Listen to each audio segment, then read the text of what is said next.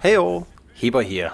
So today I have a different video for you guys because this is probably the one and only time I've actually run into quite a nasty bug in this game here.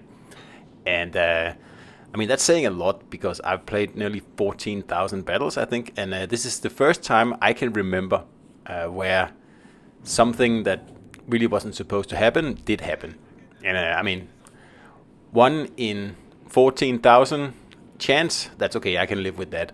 And that actually just brings me to something I wanted to actually put out there as well, that the few and far between bugs in this game that do exist, there aren't many. There is like the attracted damage bug, which has been a thing for nearly 2 years now, and apparently that's never going to get fixed. Who knows? But other than that, there aren't really any like major bugs in this game, which is like a little bit unusual, really. Like the things that are in the game, they aren't really bugs. They're just, like probably less than ideal decisions and stuff like that, but not something that's unintentional, really. So in this battle here, I'm in set 39, and I was trying to show how to play this ship here in a battle with lots of destroyers, because I finally got a battle with lots of destroyers, and that's really good when you're in set 39, because what this ship does is pretty much, reveal the location of enemy destroyers, so your team can fire on them, and you yourself are smoked up and, relatively safe. So it starts out well. I mean, we catch this Vorkeling here in the A-cap, and we don't even have to have our sonar on because this guy is just shooting like a madman. And we're just gonna wait and see what happens. He does take my engine out, and that's why I smoke up here, because I don't want to be a sitting duck. Because I run a cruiser build on this destroyer, meaning that I don't have the destroyer skill that keeps your engine in action. I can't remember what it's called right now, but I don't have that. So that's why I have to use my damage con to repair my engine, and I don't want him to take it out again. So that's why I smoked up. Is that a downside to running Lucians on set 39? Yeah, perhaps, but I think it's more than outweighed by the positives, which is like that enormously fantastic sonar you get on this tiny little destroyer here. And I can't wait for a new commander at some point. I don't know this, but I'm hoping for a commander at some point that extends the radar, the sonar range by, let's say, 10%. 20% would be nice, but I can live with 10%. If we get that, then you could get this sonar here up in a range of about 6 kilometers, which is not far from a radar that actually just lasts a few minutes instead of like 30 seconds. But anyway, that's besides the point, because now, after we've actually taken this cap here, just going to finish capping, I'm going to head across the map towards the other flank, because, I mean, we're pretty much finished over here. There's just a Kansas, and he's running away, and perhaps there's a few other ships out there, but it's not really a lot of problems there. So I'm not going to go all the way to the flank. I'm planning to go a little bit more towards the middle, because there's 3 destroyers on the other flank, and that's more than enough. So it's better that I spot over here, but I also want to be in a position where I can, reposition quite quickly. So this is about the time where it happens. And it's because I get located here, and I'm starting to think, there must be someone around here. So I kind of lose my bearings here a little bit, and I keep thinking, where could this little naughty locating destroyer, which I'm assuming is a destroyer, where could he be?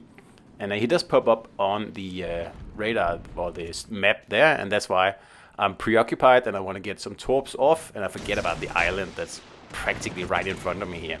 And then he starts shooting at me, just makes it even worse. But here I managed to, I don't know what I'm doing, but I managed to somehow, get this ship here pretty stuck on this island here. And this is nothing. Yeah, I mean, I can't really fight back because it's impossible for me to aim at the guy. And yeah, well, I assume I can't take any torpedoes, but who knows in this position here. It's not like I've tried this before. So, I mean, situations like this are thankfully rare. Like I said in the beginning, I don't think there are a lot of bugs or unintended consequences in this game. Like I said, this is the only time I can remember this happening to me, and I've played this game for 3 years, about 14,000 battles. So, I mean, that's pretty good. And there I die, and then the ship just jumps up, and I don't know what it's doing here. But of course, I keep recording. I think that's quite interesting. Let's see what actually happens here.